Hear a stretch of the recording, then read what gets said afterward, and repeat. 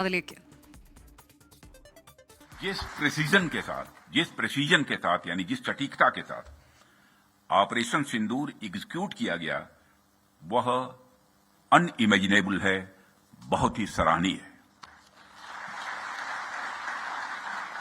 इसमें 9 terrorist camps तबाह हुए और अच्छी खासी संख्या में आतंकी मारे गए। जिस तरह से इस ऑपरेशन को किसी भी इनोसेंट को नुकसान पहुंचाए बिना मिनिमम कोलेटरल डैमेज के साथ अंजाम दिया गया, वह इसलिए संभव हो पाया क्योंकि हमारे formidable and professionally trained arm forces के पास इक्विपमेंट भी हाई क्वालिटी के थे। ऐसे में इस क्वालिटी कॉन्क्लेव को मैं बड़े महत्वपूर्ण कॉन्क्लेव के रूप में देखता हूं। मैं इस आयोजन के लिए डिपार्टमेंट ऑफ डिफेंस प्रोडक्शन और इनके secretary defence production Shri Sanjeev Kumar को भी हार्दिक बधाई देता हूं और क्वालिटी एश्योरेंस ऑर्गेनाइजेशंस को भी मैं बधाई देता हूं। साथियों, अभी मैं इस कॉन्क्लेव की थीम देख रहा था, fast tracking of quality assurance through integrated approach and technology enabled processes. आपकी यह थीम मुझे बेहद अच्छी ही नहीं लगी बल्कि दिलचस्प भी लगी, इंटरेस्टिंग लगी। वैसे भी पूरी दुनिया में इसमें बड़ी तेजी से डिसरप्टिव चेंजेस हो रहे हैं और खासकर डिफेंस सेक्टर में तो लगातार नए नए ट्रांसफॉर्मेशंस ये देखने को मिल रहे हैं। ऐसे में क्वालिटी असेसमेंट को फास्ट ट्रैक करना न सिर्फ रेलेवेंट है बल्कि मैं समझता हूं यह समय की मांग है। उन चेंजेस को देखते हुए यह थीम अपने आप में बहुत ही रेलेवेंट हो जाती है। इतनी इंटरेस्टिंग और रेलेवेंट थीम रखने के लिए भी मैं आप सबको बधाई देता हूं। साथियों, अक्सर मुझे आर्म्ड फोर्सेस के अलग अलग कार्यक्रमों में प्रायः जाने का अवसर मिलता है। रिसर्च एंड डेवलपमेंट ऑर्गेनाइजेशंस के इवेंट्स में जाने का भी अवसर मिलता रहता है। प्राइवेट सेक्टर द्वारा आयोजित कार्यक्रमों में भी मैं प्रायः जाता ही रहता हूं, परंतु आज का यह जो मंच है यह अपने आप में बड़ा अलग है और एक विशिष्ट मंच है। मैं ये देख रहा हूं कि यहां कई सारे लोग हैं जो अलग अलग फील्ड्स में महारत जिन्होंने हासिल की है, महारथी बैठे हैं यहां। इसलिए मुझे लगता है कि आज की हमारी बातचीत भी कई मायनों में विशेष होने वाली है।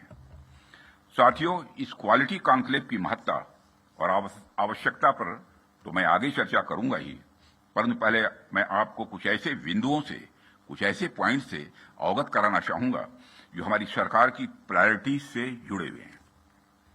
2014 में माननीय प्रधानमंत्री जी के नेतृत्व में हमारी सरकार आने के बाद प्रधानमंत्री जी ने हमें एक अत्यंत महत्वपूर्ण सूत्र प्रदान किया। उन्होंने शुरुआत में ही डिफेंस प्रोडक्शन सेक्टर के एम्पावरमेंट पर विशेष बल दिया। उन्होंने जो सूत्र दिया उसके पीछे की फिलॉसफी थी डिफेंस सॉवरेंटी। डिफेंस सॉवरेंटी का मतलब कि जब तक कोई देश अपनी डिफेंस नीड्स में कैपेबल तथा सेल्फ रिलायंट नहीं होता तब तक उसकी आजादी पूरी तरह से नहीं मानी जा सकती। जब तक हम अपनी सुरक्षा के लिए इंपोर्ट पर डिपेंडेंट रहेंगे तब तक कहीं न कहीं हमारी आत्मशक्ति में अधूरापन रहेगा ही। अगर हम अपने हथियार और रक्षा उपकरण विदेशों से खरीदते हैं तो इसका मतलब है कि हम अपनी सुरक्षा को आउटसोर्स कर रहे हैं और उसे किसी और के भरोसे छोड़ रहे हैं। यह बात लॉन्ग रन में सही नहीं हो सकती। हमारी सरकार ने इस विषय पर गंभीरता से सोचा और आत्मनिर्भरता हासिल करने का निर्णायक कदम भी उठाया है। आप सब तो जानते ही हैं कि देश में पहले से ही ऑर्डिनेंस फैक्ट्रीज का एक इंडिजिनस सिस्टम रहा है और इन फैक्ट्रीज ने एक समय पर बेहतरीन काम किया और देश की सुरक्षा जरूरतों को पूरा करने में बहुत ही अहम भूमिका निभाई भी है। इनके अलावा हमारे पास डिफेंस पीएसयूज का भी एक मजबूत इकोसिस्टम पहले से ही है। हमारी सरकार ने डिफेंस प्रोडक्शन में क्वालिटी और क्वांटिटी दोनों पर समान रूप से बल दिया है। इसी दिशा में कई क्रांतिकारी कदम उठाए गए, जिनमें से कुछ महत्वपूर्ण कदमों का उल्लेख मैं यहां करना चाहूंगा। ऑर्डिनेंस फैक्ट्रीज का कॉर्पोरेटाइजेशन उनमें से एक अत्यंत महत्वपूर्ण कदम रहा है, जिसे हमने इंश्योर किया ताकि कम समय में ही डिफेंस प्रोडक्शन में व्यापक सुधार हो सके। यहां मैं जरूर बताना चाहूंगा कि ऑर्डिनेंस फैक्ट्रीज का कॉर्पोरेटाइजेशन हमारे लिए कोई बहुत सरल प्रक्रिया नहीं थी। इसमें अनेक जटिल प्रश्न थे और चैलेंजेज भी थे, परंतु हमने इसे इसलिए लागू किया क्योंकि यह एक अर्जेंट रिफॉर्म था। अब प्रश्न उठता है कि यह अर्जेंट क्यों था? इसका एक बड़ा कारण था क्वालिटी। आप सभी स्पेशलिस्ट के समक्ष मैं यह कह सकता हूं कि सरकार ने क्वालिटी को अपना प्रायोरिटी रिफॉर्म एजेंडा बनाया। രാജ്നാഥ് സിംഗ് സംസാരിക്കുകയായിരുന്നു. അദ്ദേഹം സൈന്യത്തെ അഭിനന്ദിക്കുകയാണ്. സൈന്യം സ്വീകരിച്ച നടപടിക്കും ധൈര്യത്തിനും അഭിനന്ദനമെന്ന് പറയുന്നു.